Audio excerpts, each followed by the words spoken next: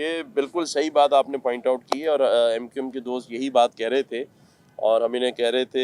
MQM के दोस्त की थोड़ी हिम्मत पकड़ें,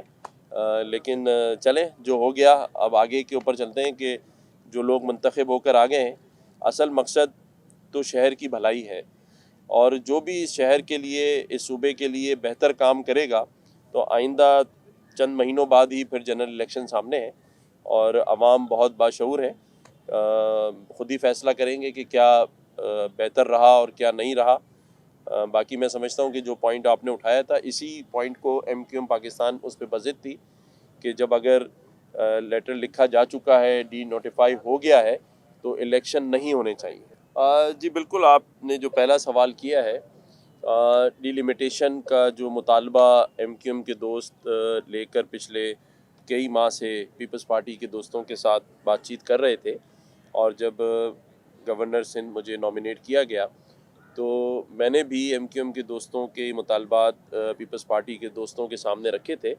और मैं ये समझता हूँ कि वो बिल्कुल जायज़ मुतालबा था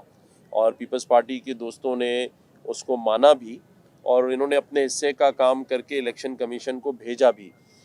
लेकिन किसी भी वजह से ताख़ीर हो गई और उसको इलेक्शन कमीशन ने एक्सेप्ट नहीं किया, जिसकी वजह से एमक्यूएम के दोस्तों ने बाइकआउट किया और आज आप सबके सामने है कि बाइकआउट के बाद जो तनासुब था वोटर्स का, वो ना होने के बराबर था और लोगों ने वोट कास्ट नहीं किया। लेकिन अब जाहिर है जो दो पार्टीज़ के पास अक्सरियत आई है, पीपल्स पार्टी है, जमात इस्लामी है, तो पहले ही आपस में जोड़ तोड़ कर लें और फिर जो जीत के आएगा हम उसके साथ खड़े। बाकी रह गई बात कल जो आपने वाक़ये की बताई, तो देखें इसके ज़िम्मेदार तो हम सब हैं। जो भी वाक़या इस शहर में या इस सूबे में होता है तो हम सब को उसकी ज़िम्मेदारी लेनी चाहिए और कोशिश करनी चाहिए कि आइंदा इस किस्म के हादसात ना हो और इंक्वायरी में ये जिसके ऊपर ज़िम्मेदारी हो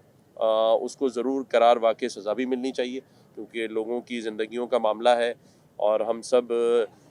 जो हुकूमत में होते हैं उनकी ज़िम्मेदारी बनती है और लोग हमसे एक्सपेक्ट करते हैं कि हम लोगों की भलाई के लिए दिन रात वो काम करें जिससे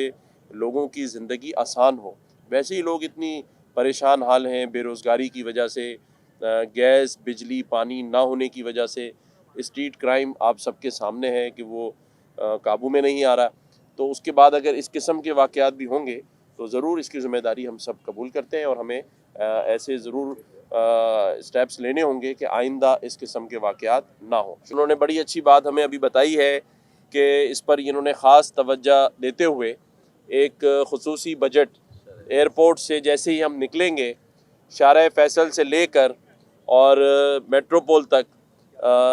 ग्रीन बेल्ट के ऊपर इसी तरह से आपको खूबसूरत रंगारंग फूल नज़र आएंगे और इंशाअल्लाह ताला पूरे कराची और फिर पूरे सिंध में, सूबे में हमारी सबकी मिलजुल कर यही ख्वाहिश है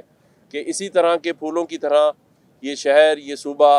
रोशनियों से और फूलों से जगमगाता रहे। तो मैं मुबारकबाद देता हूँ केएमसी को और उनके तमाम अफसरान को, जिनकी ख़ास तौर पे डायरेक्टर पार्क्स जिन्होंने बहुत मेहनत करके और उन सारे माली हजरात को भी जिन्होंने रात दिन अपनी, क्योंकि ये जो 60,000 पौधे लगे हैं ये केएमसी की जो अपनी नर्सरीज़ हैं वहाँ पे उनकी अफजाइश हुई है और उसके बाद इनको यहाँ ला के सजाया गया है। तो आपकी पूरी टीम को मैं मुबारकबाद देता हूँ। इसी तरह से केएमसी जो है वो शहर में काम करती रहे और इसी तरह से साफ़ सुथराई और बाकी भी जो इनके काम हैं उसमें ये मेहनत के साथ काम करते रहें।